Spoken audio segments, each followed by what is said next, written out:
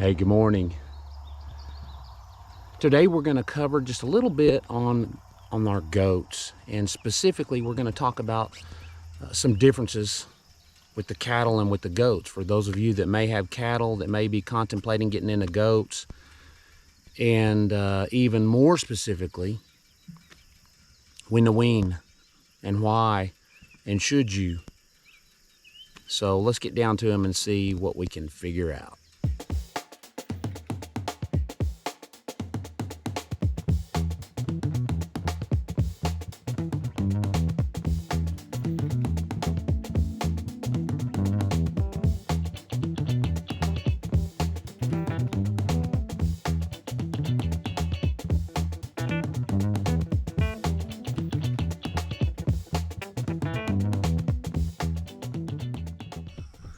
Okay, so we made it.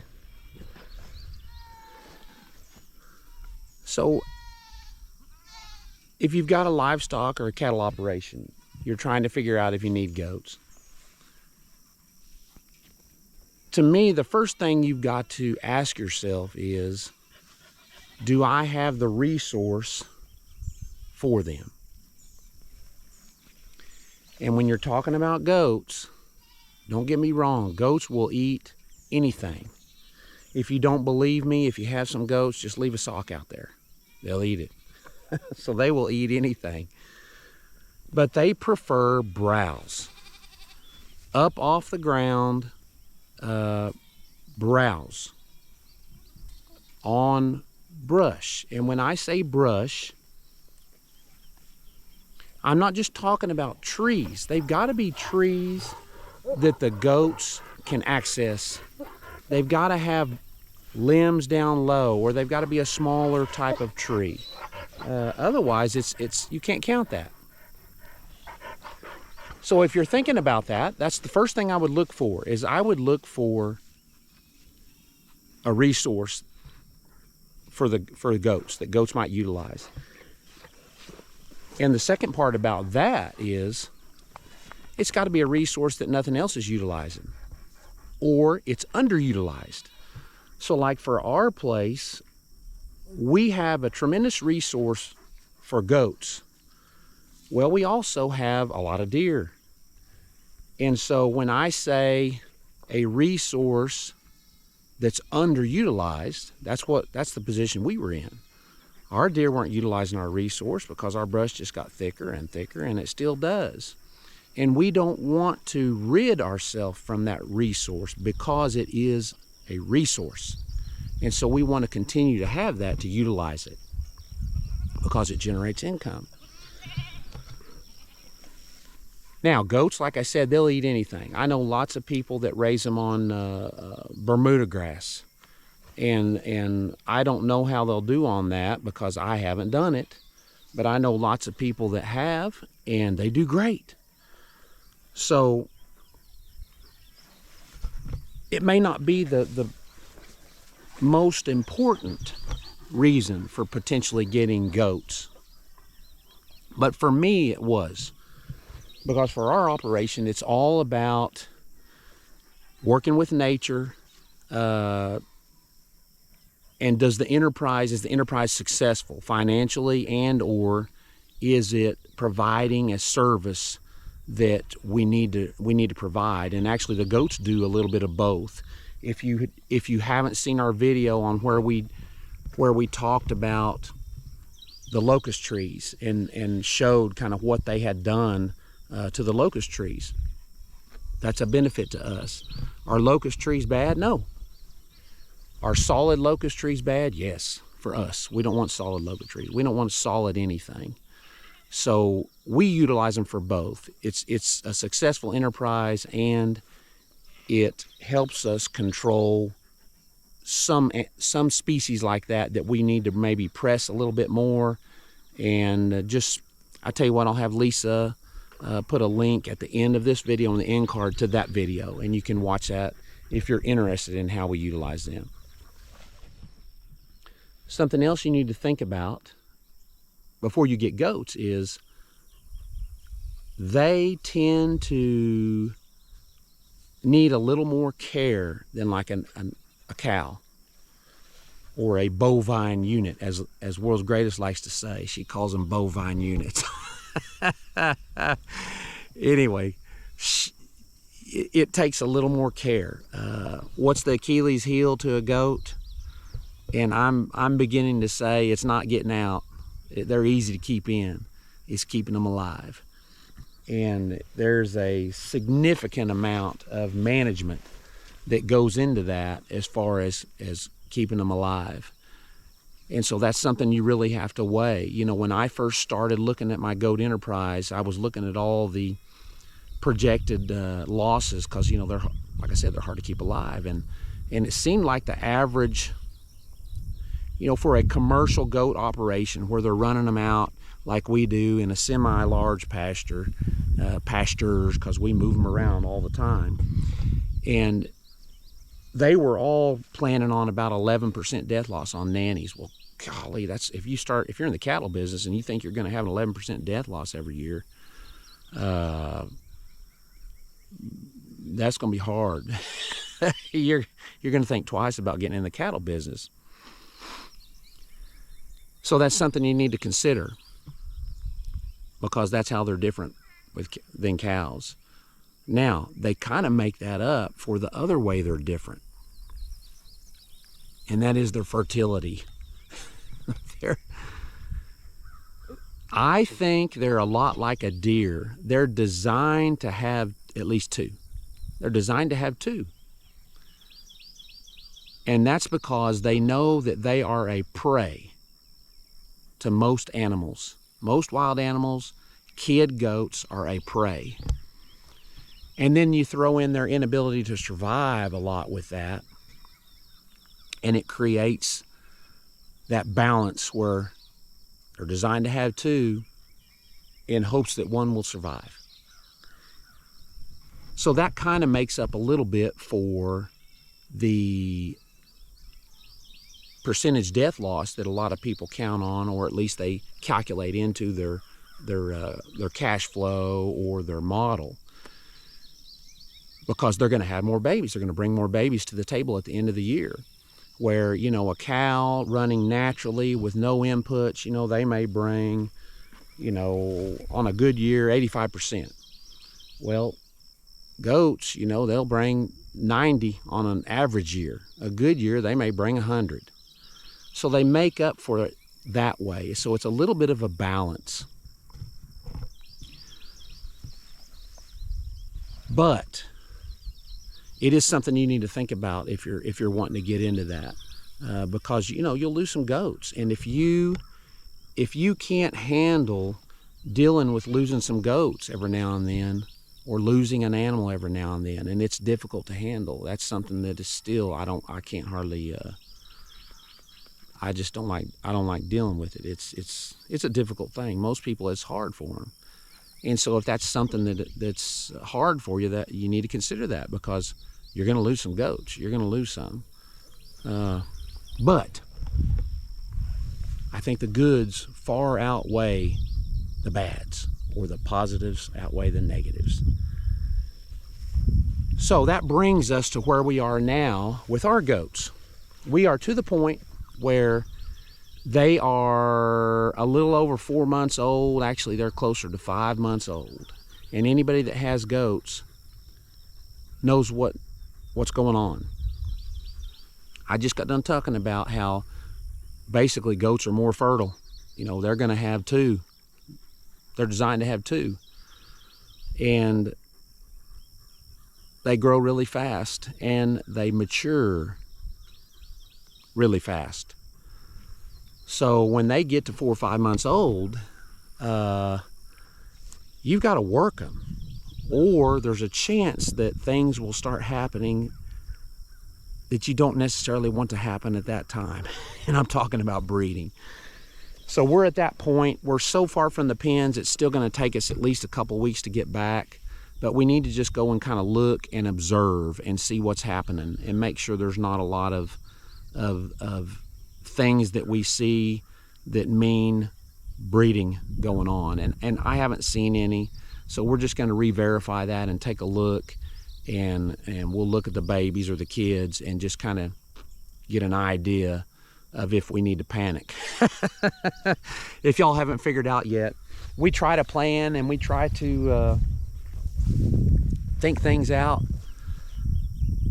But unfortunately, we have so much going on that we do a little bit of firefighting. So let's go see if we need to fight another fire. Okay, there's one of the kids.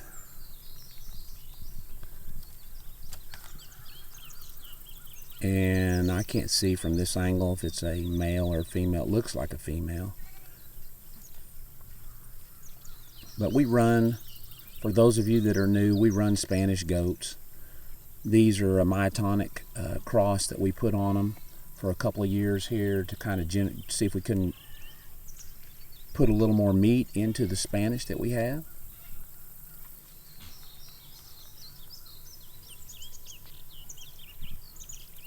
But you can see there's several kids. There's another black kid in front of it. And then over with a doeling is her kid. And this little group that we came up on right here, here's some more kids over here.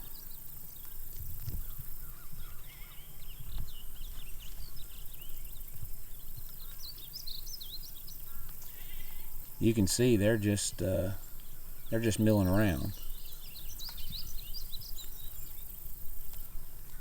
I don't see any breeding action going on. And to me, this would kind of be, as hot as it is, this would be the time of the day that you might see that kind of stuff.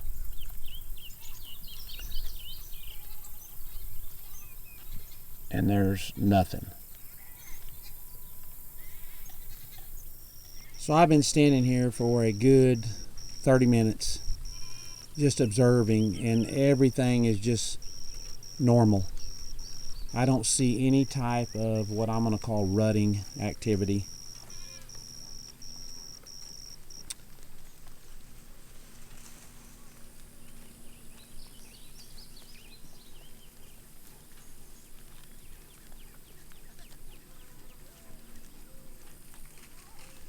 But I see lots of browsing activity.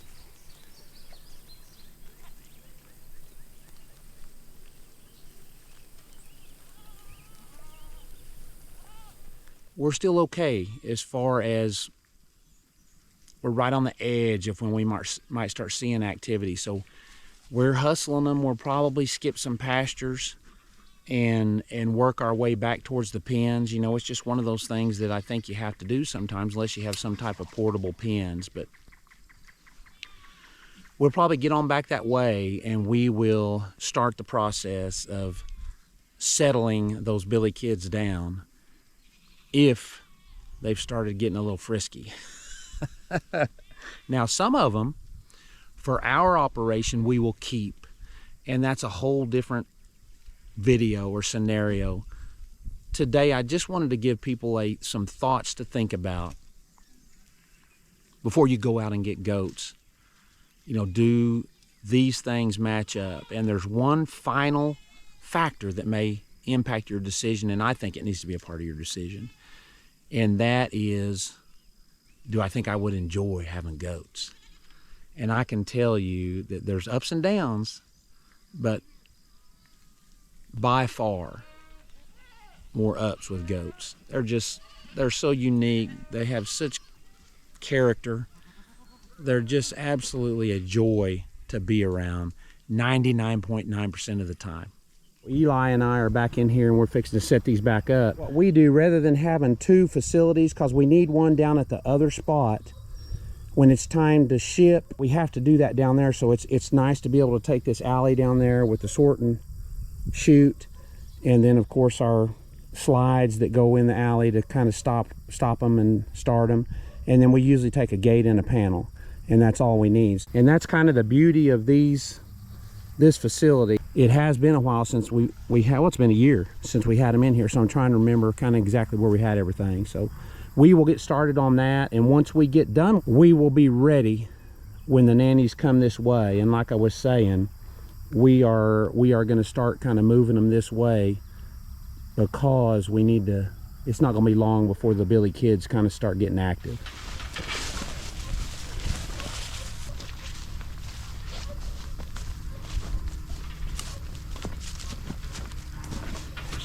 swing around, keep swinging around, keep swinging around. Right there. Yep. Yep, that'll go right in there. And then we'll drop a pin. Drop a pin through there and it'll hook into these things and hold that solid. So then we'll start hooking in right here. So let's go ahead and take that, let's go ahead and take this 8 off. Let's move it over here. I think it goes right here into the load up area, maybe. Okay, we need yours over here.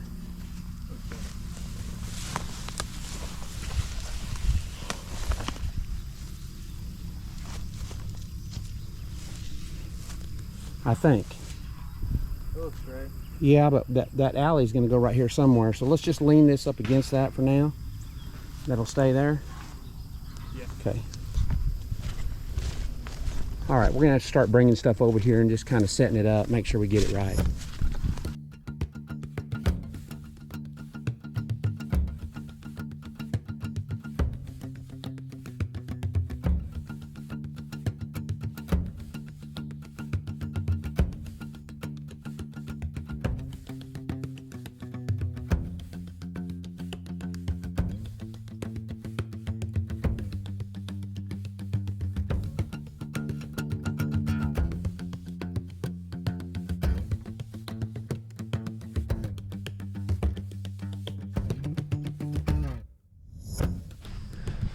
Okay, so let's try and line it up.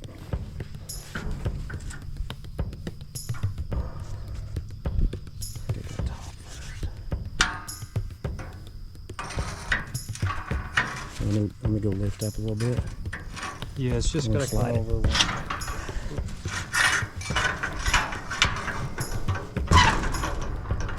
Okay, I'll go lift up. Yep.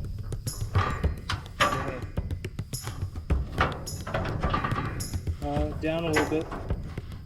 A little bit more. Alright, that's good. Perfect. Alright, let's go get it.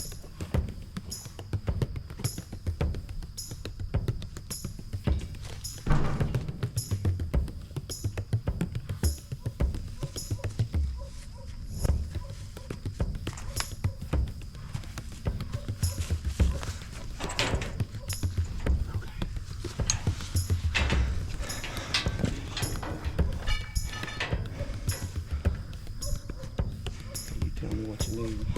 Alright. We just need to go this way a little bit. The whole thing? Yeah.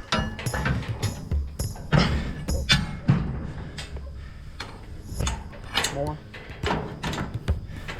1 second. Alright, now a little bit backwards.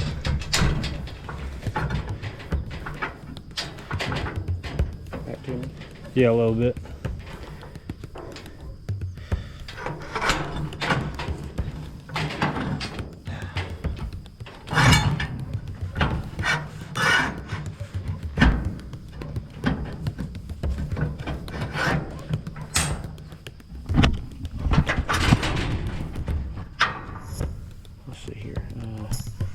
I need to pick up a little bit, right? Just a little bit. Point that down at the deal.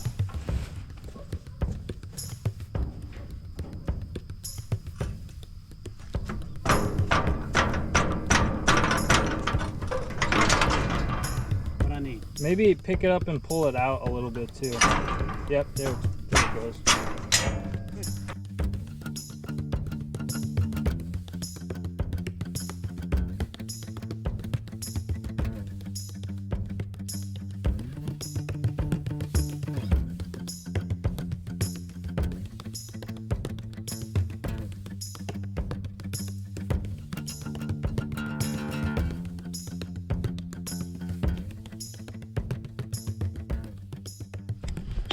Okay, we got everything hooked up all the way back. This, our only issue is this right here. This is a gate right here where Eli's standing. This is a gate that comes off of the sort chute, and there's a gate over here, and what that does is it allows us to sort this way on this side, or we can shut it and sort into there. So we can go in this pasture or that pasture. Same way on this side. But this gate has got to go that way. And right now it's hitting on this. So we're going to try to raise this up a little bit with some dirt and see if that'll get us where we need to be. Oh, now look at that thing. It's broke. Yeah, all the way up. Yeah. So we don't want that to fall on the corrals. But at the same time, it's right in the way.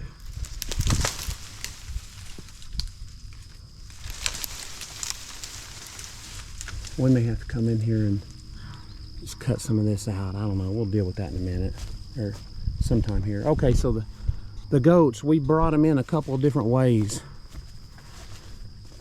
We'll unlatch this right here and we'll swing this whole side over here against this fence, and so they're coming in from this way. And then as they come in, this whole wall right here makes a gate, and they come in here, and then we hook it back up and we got them. Then once we get them in there, we'll put them all in here, which is going to be tight. It's going to be tight this year. I don't know, this pen is not very big for the number of goats we have now, so I haven't been real worried about that, and I think they'll work, but they're going to be tight. But once we get them in here, then they're going to come in this alley. And Shane, coach, usually works this, and somehow, some way, he gets the nannies sorted from the kids before they come in the chute most of the time. So when they're running in that alley, they're already either all kids or all nannies, which makes it a lot easier. Really? Yeah. So anyway, so he works here, and then we will he'll bring them in here as he gets them kind of sorted. And this, we originally had this in a V, which was wrong, but that's one of those things that you just set it up. I know it should be like a bud box, and so now it's close to a bud box. It's not perfect. The perfect bud box would be if we took them past it over here, and then this gate was on this side, and then they would want to come back and they'd turn right in here and go. But this works fine for him. So he'll bring them in here, then he'll bring them up the alley, and we'll have two alleys here that we can kind of hold stuff with. We'll have a table set up over here, and we'll work them from this side. And all of our keeper billies that we're going to keep, and I'm not sure how many that's going to be yet, maximum 20, but we're going to keep some billies. They'll go over here, and then the rest of them will go back out in that big pen. Those will be females, dolings, nannies, and billy kids that we banded, so it will be future wethers. They'll all go back out in there. These 20 or less than will go down and hook up with the older billies. So I don't know how long it's going to take. I'm just trying to get around here while Eli's still here, because he is dying to work goats. He's here to work goats. That's the only reason he came, was to work goats. So we want to make sure he can work goats. So we'll be ready to go when they come around. I am going to try to clean this up just a little bit where it's a little smoother to get them through here, these trees that are down and things like that. But you know, we have them under these trees on purpose. If you've been watching our cattle videos, how many trees do you see in the pens? 0. How hot is it, Eli, in the pens? Super hot. So we're going to be working these. We typically work the kids in June, July, August, somewhere in there. And so it's just scalding heat. So, you know, these are so easy to move. These are what I call temporary pens that are easy to move. Our other pens are temporary, but they're not easy to move. It involves skid steers and tractors and all that. And you saw Eli and I did this by hand, and it didn't take us any time at all. So we can up and move these if for some reason the timber starts getting bad right here. We'll move them over there. So anyway, I think we'll have everything ready when they come around, and we'll be ready to work them and get that over with. All right, so for once, we're ahead of the game, it looks like. So hey, thanks for watching, and we'll see you next time. I don't think we'll be working them yet, but we'll be doing something. Thanks again.